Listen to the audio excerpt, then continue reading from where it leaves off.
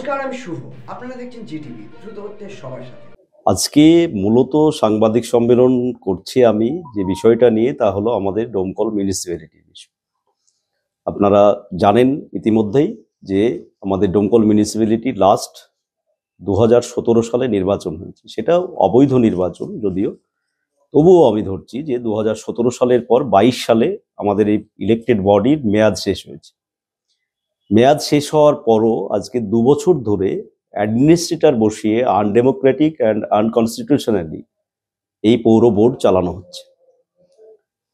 এবং এইখানে দাঁড়িয়ে ডোমকল মিউনিসিপ্যালিটির সেইভাবে যদি আমি 2 বছর অ্যাডমিনিস্ট্রেটর ধরে নিয়েও 7 বছর ধরি, তাহলে নাগরিক পরিষেবা সংক্রান্ত যে উন্নয়নের কথা, সেইটাই ডোমকল মিউনিসিপ্যালিটি টোটালি ব্যর্থ। বিভিন্ন পরিষেবার ক্ষেত্রে ড্রেনেজ সিস্টেম, জল নিকাশি ব্যবস্থা থেকে শুরু করে, রাস্তাঘাট থেকে শুরু করে, আলোর ব্যবস্থা থেকে শুরু করে, মানুষের যে সংস্কৃতি মনস্ক মানুষ যারা মনোরঞ্জন করতে চায় তাদের ব্যবস্থা, শিশুদের পার্ক থেকে শুরু করে, যেগুলো মিউনিসিপ্যালিটি এলাকায় মানুষ আশা করে, এক্সপেক্ট করে আরবান এলাকায়, সেই সমস্ত ক্ষেত্রে আজকে ব্যর্থ। এবং আমাদের ডোমকল পৌরসভার নাগরিকরা এই পৌরসভা কিভাবে চলছে, কেমনভাবে চলছে, কারণ যেহেতু পৌরসভার বোর্ড শেষ হয়ে গিয়েছে, সমস্ত কাউন্সিলরদের ক্ষমতা খর্ব করা হয়েছে, স্বাভাবিকভাবে এখন অ্যাডমিনিস্ট্রেটর এখানে যা মনে করছেন তাই সেই হিসাবে সরকারি আধিকারিকদেরকে দিয়ে পৌরসভা চালাচ্ছেন, যা টোটালটাই অগণতান্ত্রিক এবং অসাংবিধানিক।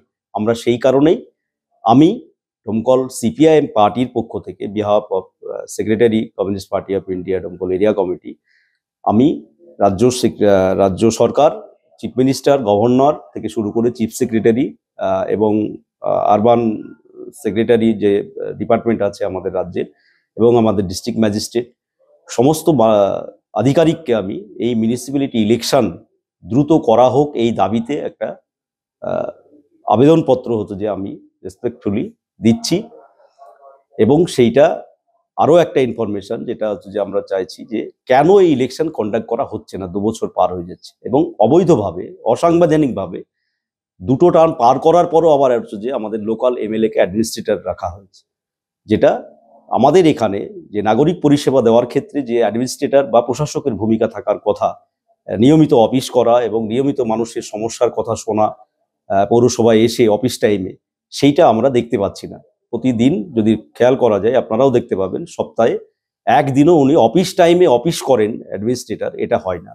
কোনো দিন আসলে এখানে কোনো প্রোগ্রাম থাকলে দেখা যাচ্ছে সন্ধ্যাবেলায় প্রোগ্রাম শেষ হলে তখন রাত্রি 8টা 9টা 10টা পর্যন্ত এখানে করেন, কিন্তু অফিস টাইমে তিনি করেন না। এই কারণেই আমরা ইলেকশন কমিশনের যে আমাদের ইনফরমেশন অফিসার আছে, ওয়েস্ট বেঙ্গল ইলেকশন কমিশন, তার কাছে আমরা জানতে চেয়েছি যে কেন ইলেকশন কন্ডাক্ট করা হচ্ছে না, কি সমস্যা আছে। এবং আরও একটা বিষয় জানতে চেয়েছি, 2022 সালে যে অ্যাডমিনিস্ট্রেটর বসানোর পর থেকে 24 সাল স্টিল নাও 2025 সালের জানুয়ারি মাস পর্যন্ত কত টাকা অ্যালোকেশন হয়েছে এবং কি খাতে ব্যয় হয়েছে, কি খাতে টাকা অ্যালোকেশন হয়েছে, কিভাবে ব্যয় হয়েছে, এই সমস্ত বিষয়। আর তার সাথে সাথে যেটা আমরা চিফ সেক্রেটারি, গভর্নর সমস্তকে হচ্ছে যে জানিয়েছি যে আমাদের ডোমকল মিউনিসিপ্যালিটির ইলেকশন দ্রুত করা হোক। আমরা দেখব, সদুত্তর পাওয়ার অপেক্ষায় থাকবো, তারপরে যা আইনি ব্যবস্থা আছে আমাদের সামনে, তখন আমরা সেই আইনি ব্যবস্থাতে হচ্ছে যে দ্রুত নির্বাচন করার জন্য যাব। এটাই হচ্ছে যে আজকের সাংবাদিক সম্মেলনের বিষয়। তাই আমরা তো সবটাই বলছি, এই পৌরসভার এই যে অনুন্নয়ন, আমরা তো সেই জন্যই এই সমস্ত তথ্যই দিয়েই হচ্ছে যে আপনাদেরকে কপি দিচ্ছি, আপনারা ভিতরে ডিটেলস দেখে নেবেন। সমস্তটাই আমরা হায়ার অথরিটি, যেটা রাজ্য সরকারের বা গভর্নর যারা, তাদেরকে দিতে চাইছি যে এইখানে গত 7 বছরে টোটালটাই যা হচ্ছে অপরিকল্পিতভাবে হচ্ছে, কোনো পরিকল্পনাভাবে হচ্ছে না, যার ফলে অ্যাম্বুলেন্স পড়ে থাকবে স্বাভাবিক। যা গাড়ি কেনা হয়েছে তখন, সেই সময়ে যখন, এখন তিনি মনে হয় রানীনগরের বিধায়ক, সেই সময়ে তিনি পৌরসভার চেয়ারম্যান ছিলেন, যা গাড়ি ঘোড়া কেনা হয়েছে সমস্তটাই অপরিকল্পিতভাবে এবং জনগণের ট্যাক্সের টাকায়। আপনারা এতক্ষণ দেখছিলেন জিটিভি, দ্রুত হচ্ছে সবার সাথে।